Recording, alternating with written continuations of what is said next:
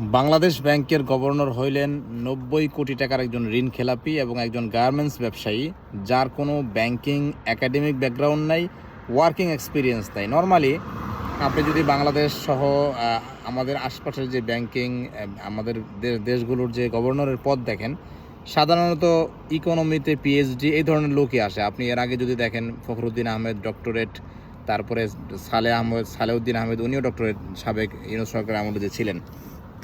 এবং আমাদের যাকে সরায় দেওয়া হইল আহসান এইচ মনসুর, উনি আইএমএফ আগে কাজ করছেন এবং উনি একজন পাক্কা অর্থনীতিবিদ। তো ওনাকে সরায় দিয়ে একজন গার্মেন্টস ব্যবসায়ীকে নিয়োগ দেওয়া হয়েছে। তার কারণ হইল, ওনার পুরস্কার হইল উনি বিএনপির নির্বাচনী কমিটির সদস্য ছিল। আর এটার ইশারা হইল আমাদের আমির খসরু মাহমুদ, যিনি বাংলাদেশের অর্থমন্ত্রী হয়েছেন, ওনার নেতৃত্বে এই কাজটা হয়েছে। এই কাজটা কেন করা হইল এবং এটা সরকারের জন্য কতটুকু কি বয়ে আনবে এটা সময় বলে দিবে। তারপরে আমি কিছু কথা বলতে চাই। এই যে আমির খসরু মাহমুদ, উনি বাংলাদেশ ব্যাংকের যে আওয়ামী পান্ডারা আছে, আওয়ামী পান্ডাদেরকে দিয়ে মূলত ওনাকে এই আহসান এইচ মনসুরকে ঘাড় ধাক্কা দিয়ে বের করে দেওয়া হয়েছে। এটা বাংলাদেশের ইতিহাসে আগে কখনো হয় নাই। এই বেচারা কি করছে এটা আমরা সবাই জানি। উনি যেই মুহূর্তে বাংলাদেশ ব্যাংকের দায়িত্ব নিয়েছেন, ওই মুহূর্তে হাসিনা $19 বিলিয়ন রেখে গেছিল। অ্যাকচুয়ালি 19 বিলিয়ন না, আরও কম রেখে গেছিলো, 19 বিলিয়ন দেখানো হয়েছে, কিন্তু সেটাকে আহসান এইচ মনসুর সেটাকে $35 বিলিয়ন রেখে গেছেন গতকালকে। তারপর ওনার কাজের মধ্যে ছিল এইটা যে এস আলম যে অর্থগুলো লুট করছিল, সেই অর্থগুলো কিভাবে আনা যায়, এর জন্য উনি কয়েকবার আমেরিকাতে গেছেন এবং বাংলাদেশ ব্যাংকের সুইফট ভল্টের যে টাকা চুরি হয়েছে, সুইফটের টাকা, যেই আমরা ব্যাংক কেলেঙ্কারি জানি, সুইফট কেলেঙ্কারি, সেইটার জন্য তিনি আমেরিকায় পুলিশের কাছে কমপ্লেইন করছেন এবং সেটার চার্জশিটও 2 মাস পরে বের হবে। এরপরে উনি বেশ কয়েকবার ইংল্যান্ডে গেছেন। ইংল্যান্ডে যে সালমান এফ রহমানের ছেলে যে শায়ান রহমান, সে যে টাকা লুট করছে, তার 2-3টা বাড়িও অলরেডি ইংল্যান্ড সরকারের মাধ্যমে জব্দ করাইছে। তো এই কারণে মূলত বাংলাদেশ ব্যাংকের আওয়ামী পান্ডা যারা, তারা ক্ষিপ্ত ছিল। তারা বিএনপির যে অর্থমন্ত্রী নতুন আমির খসরু মাহমুদ, তার সাথে হাত মিলায় এই লোকটাকে বেইজ্জতি করছে।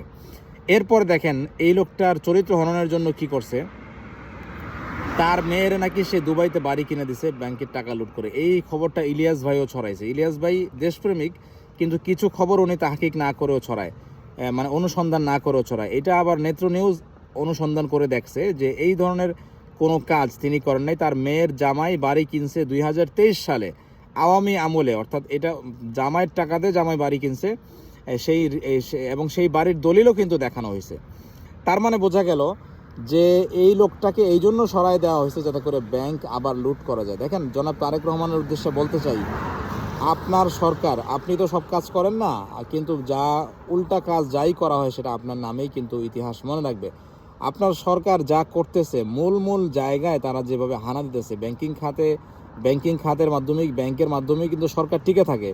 সো তারা দ্রুত লুটপাট করার জন্য, 17 বছরের ক্ষুধা মেটানোর জন্য যা শুরু করছে, তাতে কিন্তু আপনি খুব বেশি দিন টিকতে পারবেন না। এবং এই ধরনের কাজ যাদের ইশারায় করা হইতেছে, তারা কিন্তু আপনাকে গর্তে ফেলতেছে। আপনাকে তারা অতল গহ্বরে নিয়ে যেতেছে, একসাথে নিয়ে যাবে, নিয়ে যায় তারা আপনাকে গহ্বরে রেখে কিন্তু তারা চলে আসবে।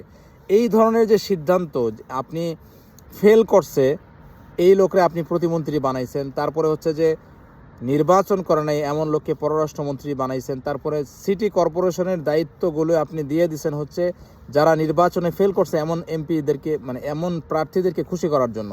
সো এমন কিছু সিদ্ধান্ত আপনার সরকার নিতেছে যেগুলো বাংলাদেশের ইতিহাসে কোনো সরকার নেয় নাই, মানব ইতিহাসেও কোনো সরকার নেয় নাই।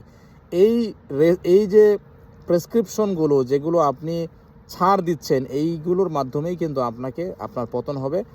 আর এই যে আপনি ব্যাংকিং খাতটাকে লুটেরাদের হাতে ছেড়ে দিচ্ছেন, আজকেই 1000 কোটি টাকা আব্দুল আওয়াল মিন্টুর ব্যাংকে কিন্তু আজকেই মানে বাংলাদেশ ব্যাংক দিয়ে দিছে। সো এইভাবে তারা লুটপাট করতেছে এবং অ্যাকচুয়ালি এইখানে ব্যাংকিং খাতগুলোতে আওয়ামী পান্ডারাই বসে আছে। তারা নিজেদের স্বার্থের জন্য আপনার সাথে মিলছে এবং যেই পরিমাণ লুটপাট তারা করবে, তাতে খুব দ্রুত আপনি কলাপস করবেন এবং আপনি যখন একটা এমন জায়গায় চলে যাবেন, তখন আপনাকে আর কেউ বাঁচাবে না। আপনাকে বাঁচাইতে হলে আপনার নিজের বুদ্ধিতে চলতে হবে। আপনার বাবা জিয়াউর রহমান, তাকে যারা খুনি বানাইছে, এরশাদ, জিয়ার আমলে সেনাপ্রধান ছিল এরশাদ, জিয়ার বিরোধিতা যারা করছে, যে সমস্ত আর্মি অফিসাররা, যে সমস্ত মুক্তিযোদ্ধা অফিসাররা, এরশাদ ছিল মুক্তিযুদ্ধ বিরোধী, মানে সে মুক্তিযুদ্ধে ছিল না, মুক্তিযোদ্ধা অফিসারদেরকে 3000 অফিসারকে, মানে আর্মির জওয়ান এবং অফিসার মিলায় 3000 লোককে জিয়ার আমলে ফাঁসিতে ঝুলানো হয়েছে। জিয়ার ঘনিষ্ঠ বন্ধু কর্নেল তাহেরকে ফাঁসিতে ঝুলানো হয়েছে। এগুলি সব এরশাদ কলকাঠি নাড়ছে, কিন্তু এই ইতিহাসের জায়গা থেকে দোষটা কিন্তু জিয়ার ঘাড়েই গেছে, যার কারণে জিয়া একা হয়ে গেছে। জিয়ার কাছের মানুষ যারা যারা জিয়াকে সারা জীবন ভালোবাসে আসছে, তাদেরকে জিয়ার থেকে দূরে সরাই দেওয়া হয়েছে।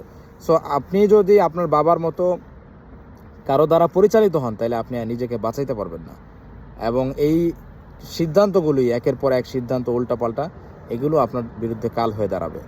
সো আপনার প্রতি পরামর্শ থাকলো যে আপনি নিজের চোখ কান খোলা রেখে চলবেন। বাংলাদেশ জিন্দাবাদ। আল্লাহ হাফেজ।